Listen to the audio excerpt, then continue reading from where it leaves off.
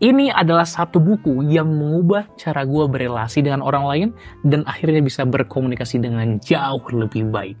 Simak di video kali ini.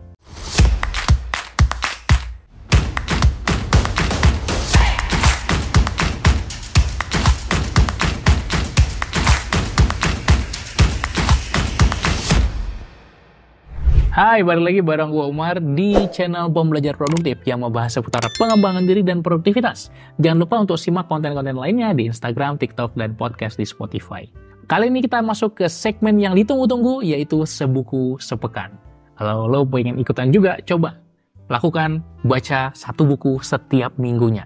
Ini adalah sebuah challenge yang memang tidak mudah, tapi sangat berdampak untuk pengembangan diri kita. Sangat membuat diri kita terus bertumbuh. Nah, kalau misalnya lo kesulitan untuk membaca satu buku tiap minggunya, lo bisa ikuti rangkuman atau ringkasannya di channel ini, segmen sebuku sepekan. Kali ini kita akan membahas sebuah buku yang menurut gue termasuk top 10 buku favorit gue, yaitu Personality Plus oleh Florence Littauer. Di buku ini gue belajar tentang berbagai macam atau tipe kepribadian, dan termasuk tipe kepribadian yang sudah sangat lama, yaitu 4 temperaments atau 4 temperamen manusia. Ada 4 yang kita akan bahas di video kali ini. Dan tentunya lo akan termasuk ke salah satu dari 4 temperamen ini. Tentu saja kita punya semuanya, namun ada satu kepribadian yang paling dominan. Nah, silakan nanti coba tuliskan di komen lo termasuk ke tipe yang mana. Yang pertama adalah tipe sanguinis atau the popular sanguine. Sanguinis yang populer. Popular sanguine adalah orang yang seneng ngobrol, seneng bicara, seneng cerita. Dan kalau nggak ada dia, nggak seru. Kalau lagi ngumpul-ngumpul, kalau lagi ngobrol, dia tuh orang yang paling banyak cerita, orang yang paling rame. Kalau nggak ada dia, nggak seru. Sanguin adalah orang yang sangat baik dalam berbicara, dalam berkomunikasi, dan bisa berteman dengan siapa saja. Temannya banyak, dan akhirnya dia menjadi selalu yang bersinar atau mudah mempengaruhi orang lain, mudah ngajakin orang lain. Namun kelemahannya, orang-orang ini cenderung berantakan, tidak teliti, tidak terstruktur, lebih banyak fun daripada thing-nya, lebih ke fokus ke orang daripada tugas yang perlu diselesaikan, sehingga kadang teledor dengan barang atau dengan pekerjaan. Kemudian tipe yang kedua adalah koleris. Koleris adalah tipe orang yang sangat tegas, orang yang kokoh dengan pendirian, orang yang bisa memimpin dengan baik, orang yang punya visi, punya target, punya tujuan. Orang tipe koleris biasanya pintar dan cerdas, namun kelemahannya terkadang menganggap remeh atau menganggap rendah orang-orang yang tidak bisa setaktis dirinya, tidak bisa sestrategis dirinya. Orang tipe ini banyak fokus ke, apa tugasnya selesaikan, sehingga punya visi yang perlu memang dieksekusi tahap demi tahap dan bisa membuat rencananya dengan baik. Namun dia terkadang arogan, terkadang nggak pengen basa-basi, nggak pengen ngobrol yang nggak jelas, dan lebih memilih, apa lagi yang bisa dilakukan. Sehingga memang banyak kesannya orang koleris cenderung sibuk. Kemudian yang ketiga adalah seorang melankolis, orang yang paling introvert, orang yang menutup diri, orang yang susah bertemu dengan banyak orang sekaligus, tapi di satu sisi kekuatannya adalah benar-benar terstruktur, rapi, hasil kerjanya bagus, ketika mengerjakan sesuatu sangat-sangat elegan.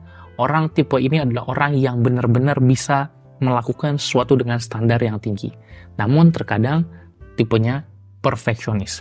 Ya, tadi kalau sanguinis ada popular sanguin, tadi belum gue sebutin. Kalau koleris ada powerful kolerik yang kuat. Kalau melankoli ada kita sebut sebagai perfect melankoli. Jadi dimulai dari huruf P semua ya. Popular sanguin, kemudian powerful kolerik, kemudian perfect melankoli. Terakhir nanti peaceful phlegmatic. Jadi kalau melankolis sifatnya memang sangat-sangat perfeksionis, sangat-sangat punya standar yang tinggi, sehingga sering sebel sama orang yang sanguin. Orang-orang melankolis ini biasanya ngerjain apa-apa terjadwal. Kapan ngerjain apa benar-benar rapi sekali. Di rumah juga rapi sekali. Tidak mau ada hal yang berantakan sedikit pun. Fokus ke tugas dulu yang lebih utama diselesaikan dan bertanggung jawab dengan tugas yang diberikan. Gak banyak ngobrol, gak banyak ngomong, tapi kerjaannya beres. Lalu kemudian yang keempat adalah tipe phlegmatis. Tipe ini adalah tipe yang cinta damai. Tipe phlegmatis adalah tipe pendengar yang baik. Tipe orang yang setia mendengarkan. Kalau seorang sanguinis adalah pembicara yang baik, seorang phlegmatis adalah pendengar yang baik. Sehingga dia juga punya banyak teman. Sehingga dia juga punya banyak orang yang mau jadi teman dia, tapi bukan karena dia banyak cerita, tapi dia bisa menjadi good listener.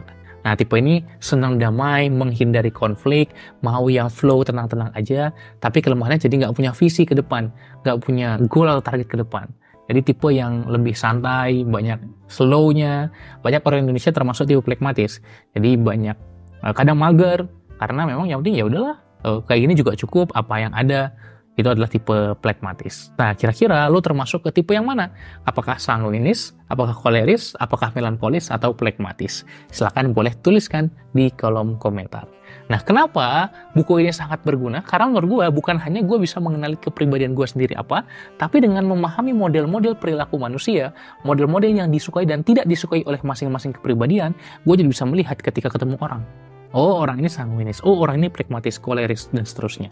Kenapa? Karena ketika melihat karakternya, melihat sifatnya, melihat wataknya, cara ngobrolnya, udah langsung kelihatan, dan ketika gue berkomunikasi dengan orang tersebut, gue bisa menyesuaikan bahasa-bahasa yang digunakan sehingga tepat ke orang tersebut, dan itu adalah kekuatan yang bisa kita miliki kalau kita sudah menguasai berbagai temperamen ini.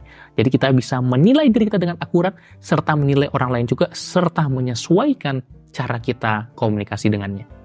Semoga lo juga bisa menerapkan yang serupa, dan silahkan lihat video-video yang lain, ikuti juga channel Pembelajar Produktif ini, jangan lupa di subscribe, dan tentunya ikuti terus setiap minggu kita ada segmen sebuku sepekan.